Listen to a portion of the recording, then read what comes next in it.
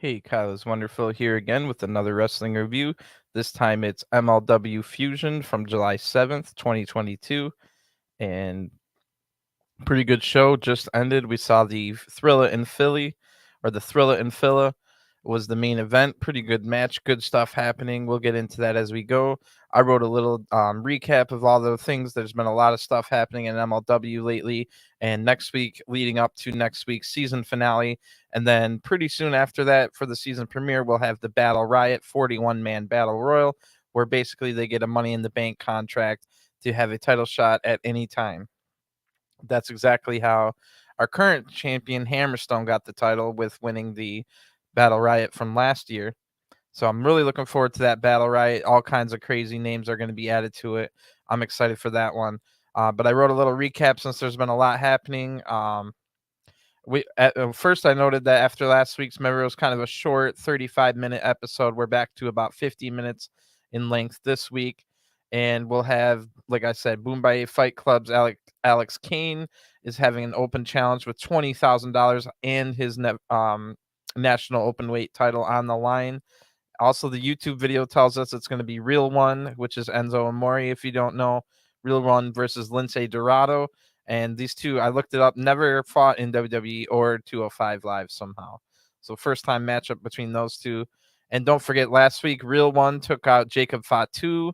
And Real One's going to have to watch his back for not only Fatu, but Juicy Fanoa and Lance Anawahi as well. In the meantime, Cesar Duran also wants Fatu eliminated, as well as Microman, but Fatu ransacked Cesar Duran's office, and now Fatu has Cesar Duran and Real One on his case. We'll also get an update, or I write down, I wonder if we'll get any updates on Mads Kruger and the fate of Contra. We do get an update on Mads Kruger tonight. That's how the very last thing we saw in the episode. And we're only 1 week away from perhaps the toughest title defense as of yet for Hammerstone, as he takes on his former partner, Richard Holiday, in next week's main event. So we got a lot going on. And like I said, the Battle Riot a little bit after that. Other storylines going on include Taya Valkyrie winning the first ever featherweight title, and Myron Reed being invited to train with Davey Richards. And now seemingly it looks like Davey Richards wants a shot at Myron Reed's middleweight title, which Myron Reed isn't very accepting of. We do find out that storyline does come to a head tonight as well. So this week's episode starts out with some flashbacks.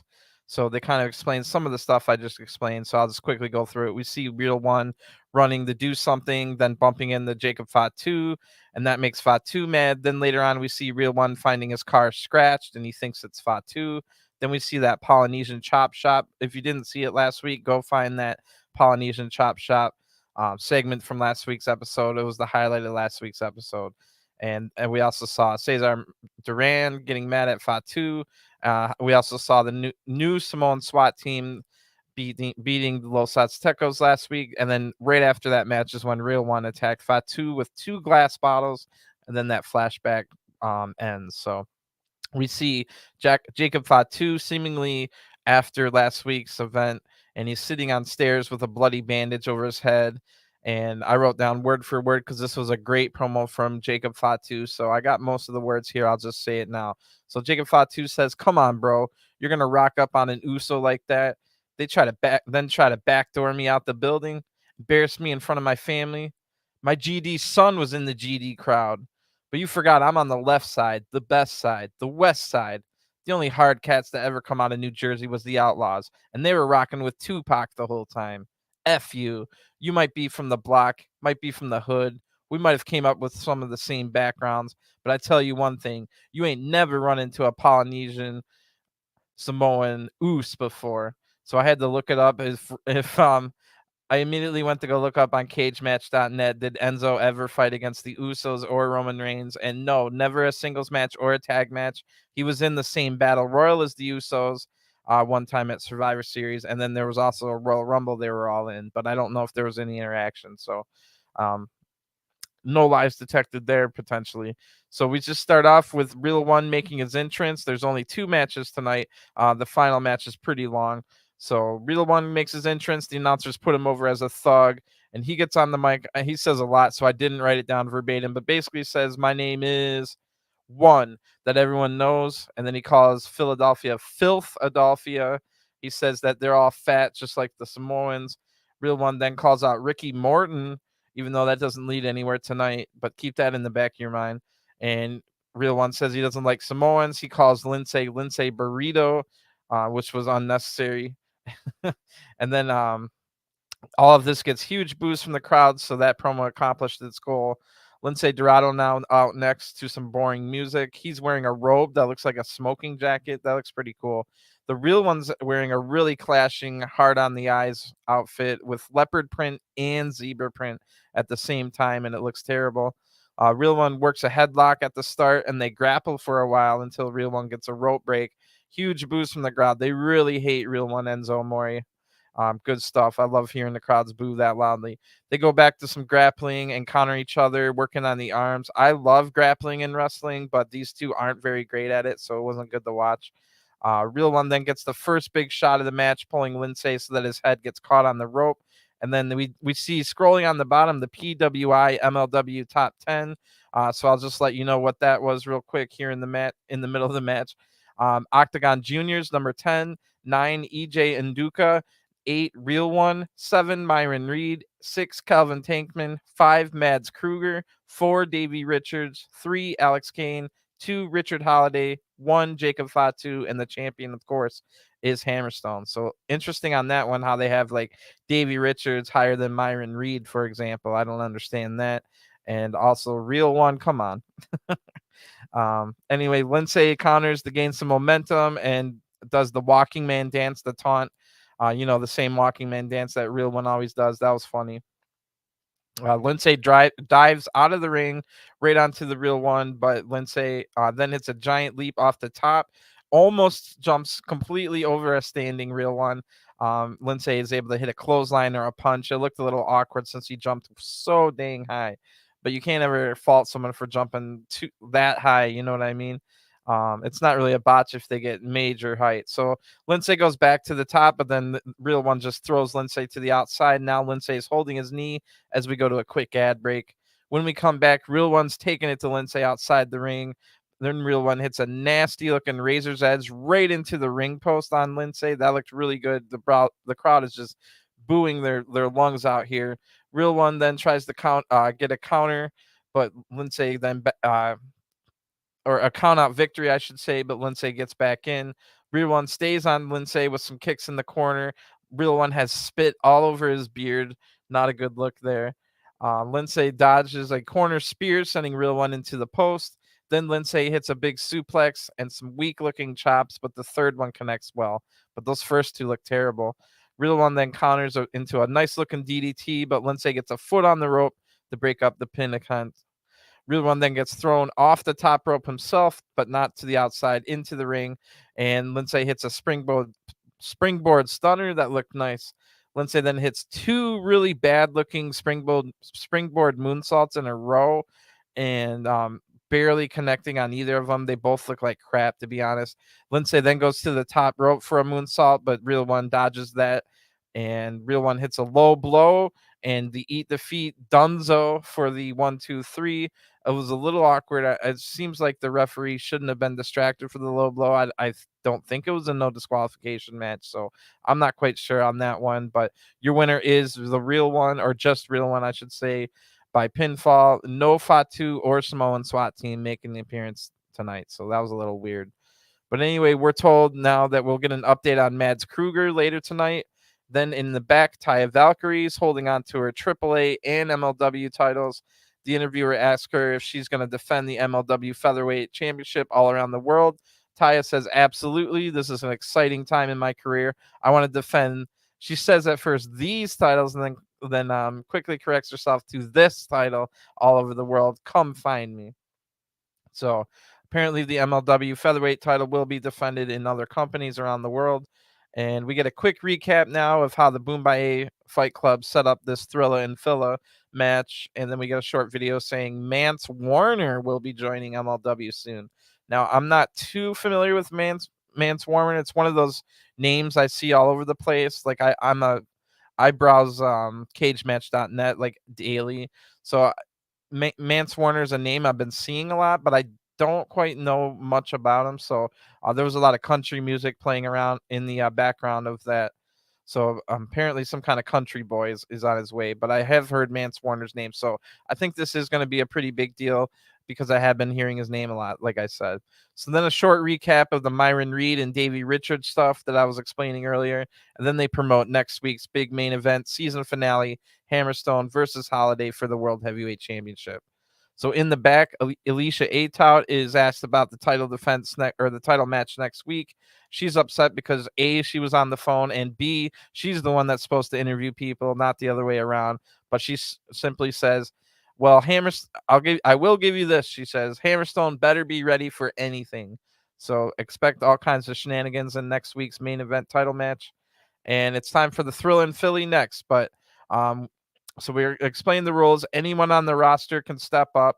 You get $20,000 if you last the entire 20 minutes. You don't even have to win. As if it goes to a time limit draw, you at least get $20,000.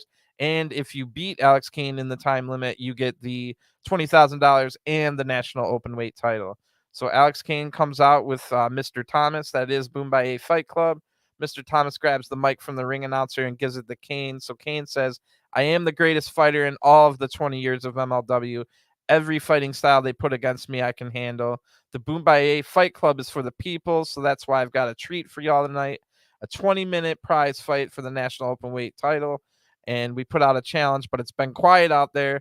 Nobody wants none of this." And then they start really ragging on Philly, thinking Philly's soft. They go on for a while about Philly. This gets the crowd to boo a lot again. Really good crowd in Philly. They've been booing all night long. So who's going to step up and punch their ticket? The Suplex Island, Alex Kane says. That's kind of a corny line. And then who's going to join the hunt? Alex says. So you know what that means. He just said, "Who's going to join the hunt?" Cue Davey Richards music right after he says that line. So wow. Not only is Davey going to go for the openweight title here, it also looks like he's going for the middleweight title as well. So huge cheers for Davey. Boombaye did a good job of making fun of Philly so much so that Davey was guaranteed big cheers here. And before the match can start, we go to an ad break. When we come back, the bell rings, and Alex Kane is definitely a monster compared to the size of Davey Richards in this one. Kane sets the pace early with he wants it to be slow and prodding. Kane then bails the ring to wind the clock down. But don't forget, he loses his money if it goes to a time limit draw and he doesn't win. So back in the ring, they're grappling now, but this is way better grappling than the last match. These guys can actually wrestle, unlike Real One and Lince weren't very good at their amateur stuff. Kane uses his size to win this grappling exchange, but then Davey uses agility and technique. Really good escape, lucha style escape here. The fight then spills to the outside where Davey gets in control with strikes. Davey then runs the length of the ramp looking for a big kick, which I don't know if that, I don't know. Does running really give you any, it doesn't seem like the kick would have been any more devastating with that long run down the ramp. It almost seems like a kick in a standing position would have been harder. But anyway, Kane catches this kick and counters it into a slam onto the apron. So Davey got taken out there hard on his back. Kane then hits a splash on that apron right after on the Davey. So right at this moment, we are at 5 minutes of the 20 minutes allotted. And back in the ring, Alex Kane's now in control, hits a nasty backbreaker on Davey.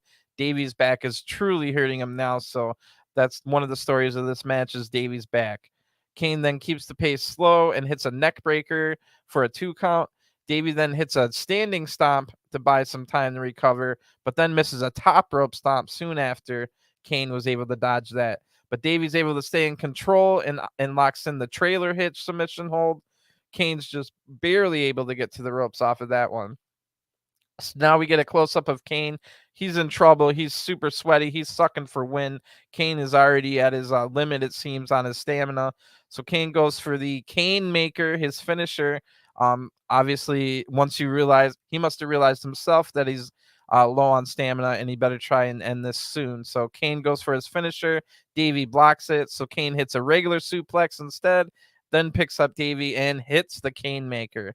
but Davey is able to kick out at 2, and now we're told it's 15 minutes have passed. I feel like they never told us the 10-minute mark, so definitely some editing in this match. It wasn't you didn't get to see all of it, that's for sure. Kane gets a boot up to counter an attack after that, but Davey gets right back up. Now they're fighting. When Kane got the boot up, he was like trying to do something off the top rope. So now they're fighting on the middle and top rope with each other. Davey wins the exchange with headbutts, then hits a massive superplex. Looked really good. Kane came bouncing off that mat. But of course, this hurts Davey's already injured back even more, and we go to an ad break, which is unfortunate because now that when we come back, we have absolutely no idea how much time is left in the match, which kind of sucks. I don't like that at all. The 2 men exchange strikes now. At the very least, maybe they could have given us a time, a little counter clock on the bottom.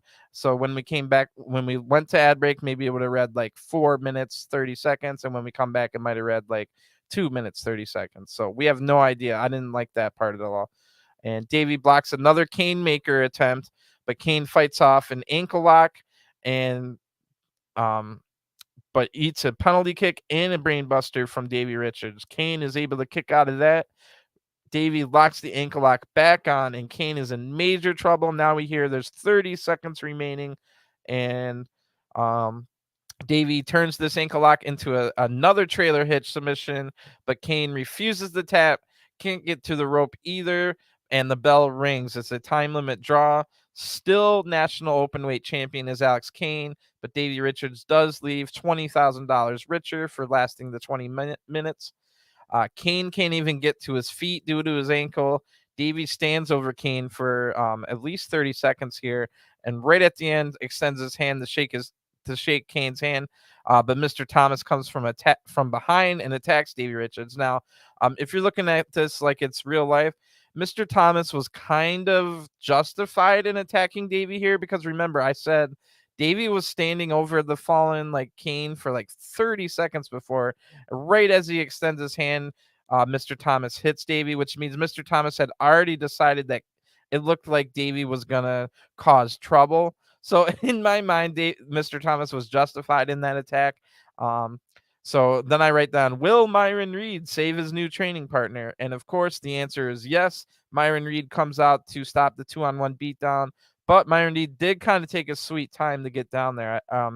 Not like once he got to the ring, he ran down, but it was just there was a while, maybe a full minute of Davey getting beat down before Myron comes out. So Myron has a chair, which sends Boombai Fight Club packing. And then out of nowhere, to me anyway, even though they've been setting this up with this whole storyline, I was still kind of surprised when Myron Reed turns on Davey Richards and hits Davey with the chair. So then I write, wow, I would love to see Myron join the BFC, the Boombai Fight Club. And we don't have to wait long for that answer either. So they're getting a 3-on-1 beatdown now. Myron looks completely natural as a heel. I like it a lot. Good decision here. Not only that, like the fact that he looks natural as a heel, but Myron said he took everyone out of the middleweight division. He doesn't have anybody left. So now this sets up a really good Myron versus Davey match. And also opens up new potential matchups. If Myron keeps the title, now he'll have the babyface roster to fight now that he's a heel. So, like I said, we get our answer right away. Myron puts on the Boombai Fight Club jacket and is now an official member of the Boombai Fight Club alongside Mr. Thomas and Alex Kane. So officials run out at this point, way too late to stop anything. The beatdown was already over by the time the officials come out. That looked a little weird. At that point, just don't have the officials run out, and then nobody thinks that it was weird that they came so late. So it looks like the show's about to end, and I'm like, wait a second, you told us there was going to be a Mads Kruger update. So of course the show does end, but like with the little graphic and stuff showing it ended. But before it officially ends, we see a creepy video. So it's really dark. It's there's blood throughout like a laboratory, and we don't know exactly what's going on. They don't spell it out by showing us what's going on, but we can assume Mads Kruger has been dragged because there was like blood as if there was dragging, So it seems like Mads Kruger dragged into this laboratory. Now we hear Cesar Duran's voice say, "This is the best we could do." and he hands a mirror to what we assume is Mads Kruger. And yes, it is Mads Kruger. Mads sees his face. We see a little bit of it too, but it was really dark. You don't get to see much, but it looked like a horrifying, monstrous face. And this makes Mads Kruger scream and break the mirror, and that is the official end of the show. So Mads Kruger has been like put back together with black market doctors or whatever, and doesn't like what he sees. So that's our update on Mads anyway, and pretty good show overall. I like that main event. It was pretty good, slow in some points, but I get it that they were trying to do a 20-minute match. And like I said, Alex Kane was kind of sucking for wins, so I don't think he could have worked any faster and lasted the 20 minutes, unfortunately. No offense to Alex Kane. He's a really good wrestler, but he looked like he was definitely struggling on the stamina side. The other match of the night wasn't very good. I didn't like the all the as I'm a guy, like I said, that loves grappling and wrestling, but Lince, Dorado, and Real One didn't really their grappling sucked. I'll just be straight up. We also found out that Taya is gonna defend her title all around. Only time we ever saw Jacob Fatu was that very beginning, so it looks like Fatu had to take maybe storyline. You could say that Fatu had to take a week off to recover. He was pretty bloody on that bandage. Remember, we heard him. It looked like it was from last week. So he's definitely got it out for a Real One. We'll see where that one goes. We've got Davey Richards versus Myron Reed now set up. Myron Reed, part of the Boombaye Fight Club. And of course, next week's season finale will conclude with the big Hammerstone and Holiday matchup. I think MLW could have done a lot more to set this match up. It seems like they're treating it as this big, like, main event of WrestleMania type match, but we basically haven't seen Hammerstone or Holiday on TV ever since Holiday pinned Hammerstone in a 6-man tag match. And we've gotten a couple promos and stuff, but not enough, in my opinion. There probably should have been a promo from it's inexcusable to not have a Hammerstone promo, even if it's like taped wherever, even from his house. But there should have been some kind of Hammerstone promo tonight. It's just ridiculous that they're treating this as if it's, like I said, the main event of WrestleMania, and there's been almost no build. There's been just the littlest, tiniest amount of build possible. There's way more build in all the Fatu stuff with Duran and Real One and all that. It's probably even more build with the Mads Kruger stuff at this point. So I think they kind of dropped the ball there. There's probably not a lot of people that are excited about this Hammerstone Holiday match unless they're big time MLW fans that watch every week, because they haven't done anything to promote it, in my opinion. So that's kind of dropping the ball. If you're treating this as a big match, treat it like a big match. Don't half-ass it. So that's my only complaint, really. Otherwise, I've been enjoying what I've been watching on MLW. You never know quite what you're going to see. All kinds of twists and turns and craziness going on. And it was nice not to have to see Microman tonight, that's for sure. Microman always brings down the show when he's on it. So I'm going to get going. I'll be back later tonight with SmackDown, Level Up, and Rampage reviews. I'll be back tomorrow with NWA Power and NWA USA reviews combined in the one video. And so please check those out. And if you're into New Japan, I'll be covering all of the G1. Check out, I've got the reviews of the 3 shows this week, as well as I do backstage comments where I read everything out in English. So check those out. Give me a subscribe and a like, and I'll talk to you guys again real soon. Have a good one. Peace.